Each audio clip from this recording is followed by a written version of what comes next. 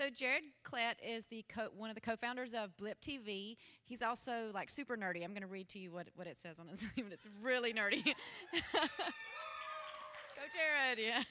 He develops software which supports the site and oversees infrastructure, which includes building servers, running the network, and researching video transcoding. So crazy nerdy. Thank you. Crazy nerdy. All right. You can tell that I'm nerdy because my slides are in monochrome green. And they're probably going to be really boring. Really boring. So let's say, we've all heard of cloud computing. Mike talked about it earlier, right? Everyone know what it is? Awesome.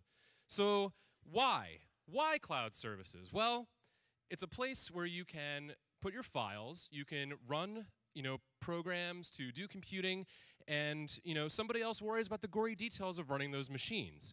I'm assuming that the web factors into your business or your life in some way. So you've got a site out there, it's doing well, nice and gradual growth, then oh my fucking God. Our traffic just spiked. It's the legendary hockey stick. Awesome. It's a high-class problem. But then the bill comes. You were paying pennies earlier. It was cool, nice and gradual. Oh my fucking God. We have to pay this giant bill. So what do? Well, I'm going to tell you how you can build your own cloud using open source software. It's really easy because I did it, and you can do it. Anyway, what do? You could find another vendor. You find another better deal? Maybe. How much will it cost to migrate it? A lot. So build your own. Will it be cheaper? Maybe. You need to do the math. SmugMug, which is a photo sharing app, did a lot of blogging about this. They really laid it all out, which is very cool. You need to make sure your math is correct because those $100 bills I showed you earlier, you could end up spending more of those building your own cloud. So an example is my company. We are a video hosting site, so we take in a lot of files that are very large. I ran the math, and I found that we'd be paying about $45,000 a month to Amazon if we used S3, which is their storage solution. So we needed to solve this storage problem. It was the winter of 2006, and it was very cold. Our servers were crying. They were like, man, we have all these files. We can't do it, man. We can't do it. So I evaluated this open source package called MoogleFS. It was developed by LiveJournal, by Brad Fitzpatrick. Brad. You can horizontally scale. That basically means you spread everything out. Very nice. It's open source. There's no single point of failure, and it's hacker friendly. So there are a lot of other storage. I wanted to give a little shout out. I didn't want to just be all about MoogleFS. You got to use it. It's really awesome. There's other things out there. There's CloudStor, GlusterFS, which looks cool. I've never actually tried it. And I'm sure that there are many others out there. That's the great thing about open source. You have a lot of choice. EC2 is Amazon's Elastic Compute Cloud. We're just now experimenting with this. There's an open source project called Zen. And it's a virtualization package that you can install, similar to VMware, if everyone's heard of VMware. So, hey, what's wrong with VMware? Why do we have to use Zen? Well, there's nothing wrong with VMware, except you're going to spend thousands of dollars per server. Remember those dollar bills we had up there earlier, $100 bills. Zen is definitely a little more hacky. You've got to have somebody in there to, maintain it for you. But the first thing you're going to need to do all this is some hardware.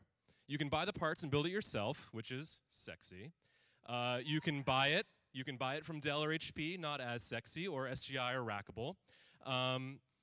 Once you have all this hardware, you're going to need some place for it to live, someplace cold, because the servers like cold. They don't like hot. They break down. It's terrible. You're going to need to have electricity for the servers. They like electricity. It's how they run. You're going to need some bandwidth, a connection to the internet.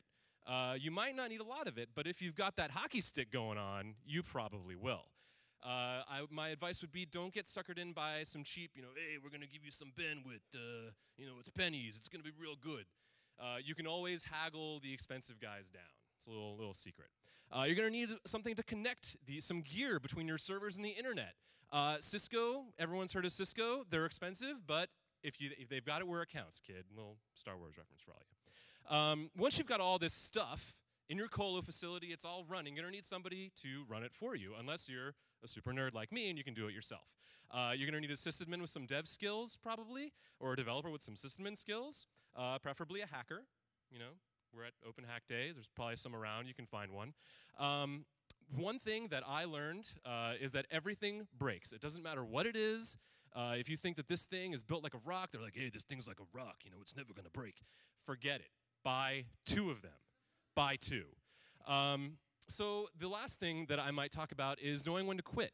You've got all this stuff, and now all of a sudden your hockey stick is looking more like a, you're going to have to change your business model. Go back to the cloud. Sell your servers. If you leased them, awesome. It's a great thing to do.